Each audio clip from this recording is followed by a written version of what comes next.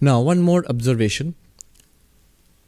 Notice that not only are you, the I am, not attached to anything, but nothing is attached to you either. That's an amazing thing in life. Quite apart from philosophy, quite apart from all of this Vedanta, non-dual Vedanta, just look at the facts of life. Who is attached to you? Which person is permanently tied to you? Nobody. Parents and grandparents, they grow old and they die and pass away. Children grow up and go away. Husbands, wives, spouses, partners, they come and go. Your bosses, co-workers, your juniors, they come and go and float around in your life. They were not there at one time. What was not there to begin with, it may be there now, but be assured it will not be there. Good or bad does not matter whether you like it or dislike it, they will go one day. Objects. How many things have passed through our lives? Gadgets and furniture and artwork and so on. Many things have come and gone in our lives. Food, a Buddhist meditation exercise, very interesting. He says, imagine the amount of food that you had for breakfast and for lunch.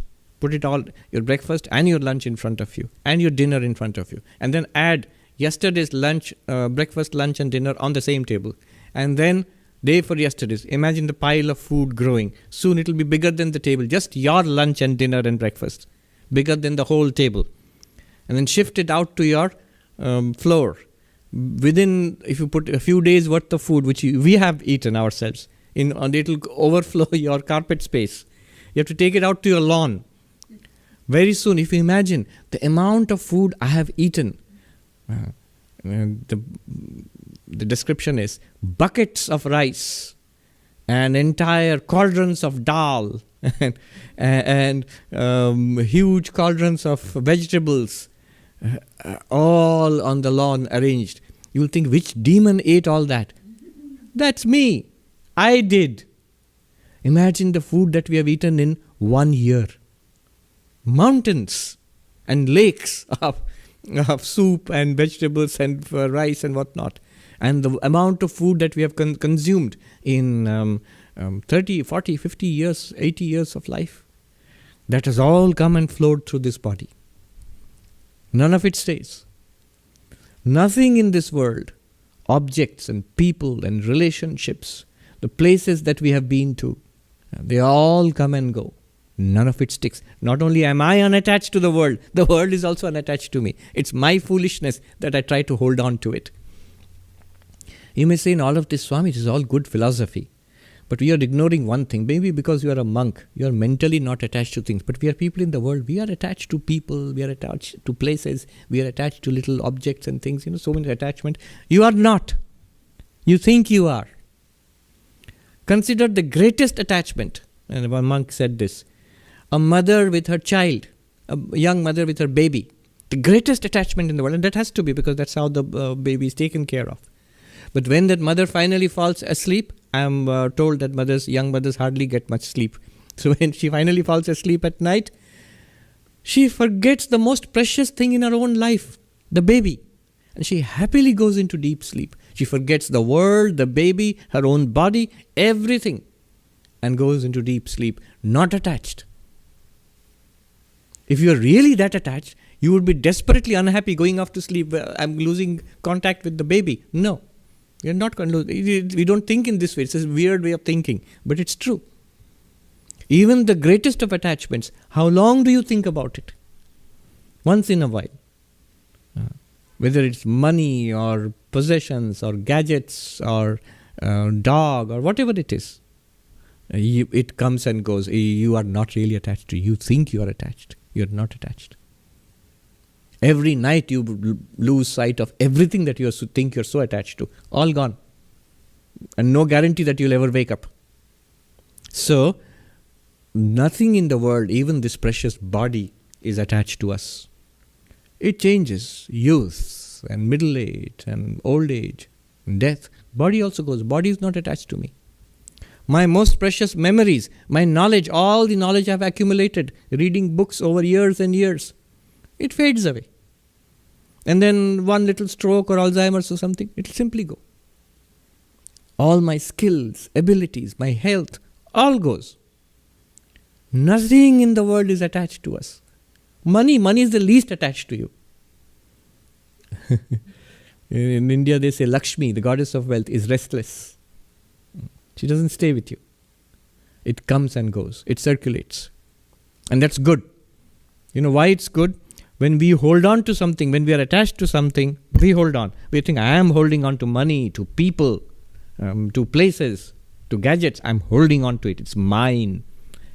When you're holding on to, notice something. I'm also trapped here. I'm not free anymore. I'm caught. I cannot go anywhere. I'm caught. If more we hold on to something, the more we are caught. Sri Ramakrishna gave the example of a river in full spate. There's a flood tide is going on, and things are being swept away, and the villagers, poor villagers, looking at all those nice things being swept away. And one man couldn't take it anymore. He saw the fine rug being swept away. So he jumped into the river and mightily swam up to the rug. When he went up there, he saw it was a bear being washed away. And of course the bear caught hold of the man. And the people on the bank shouted, "Let go of the rug, you will drown." And the man shouted back, "I let go of the rug doesn't let go of me." That's the nature of attachment. When we mentally attach, we become stuck to it. Say asango aham. Not only am I detached from everything, nothing is attached to me at all. Nature is ever in change. The Buddhist monk who said, "This too shall pass, O king." You know the story. The Buddhist monk came to visit a royal court, and the king complained, said, "Oh, revered sir, my troubles are endless. The kingdom is surrounded by enemies, and we haven't had a good harvest in years, and people are in poverty, and my ministers are corrupt, and my young son, the prince, is doesn't seem to be interested in learning how to rule the kingdom. Oh, what will I do?" And the monk said, "This too shall pass, O king." And then he went away.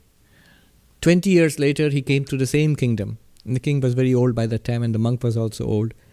And he came, and the king recognized him. And he said, "Oh, monk, you had visited us 20 years ago. Well, I'm glad." And he said, "How are things, O king?" "Oh, I'm glad to report things are much better. We have made peace with the enemies, and there have been bountiful harvests, and the people are happy, and the corrupt ministers have been replaced. And the prince, oh, how wonderful. He has come up to be a most upstanding young man, and I'm so glad I can leave the kingdom to him with peace of mind." And the monk said, "This too shall pass, O king." Every situation passes away. So, asangoham, say asangoham. That is a fact of life. It seems to be something that monks practice. It seems to be a spiritual practice. It seems to be a philosophy. But ultimately, it's just a fact of life. It's good to recognize it. You'll be happy that way. Our mistake is to think that by catching hold of things and being attached, we'll be happy. And we take a lifetime to learn the lesson. That's not the way to be happy. The way to be happy is to be asanga, unattached, and enjoy everything that comes. By that I am, but I am unattached. Asango aham.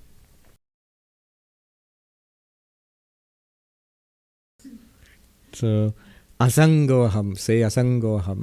That is a fact of life. It seems to be something that monks practice. It seems to be a spiritual practice. It seems to be a philosophy. But ultimately, it's just a fact of life. It's good to recognize it. You'll be happy that way. Our mistake is to think that by catching hold of things and being attached, we'll be happy. And we take a lifetime to learn the lesson. That's not the way to be happy. The way to be happy is to be asanga, unattached, and enjoy everything that comes. By that I am, but I am unattached. Asango aham.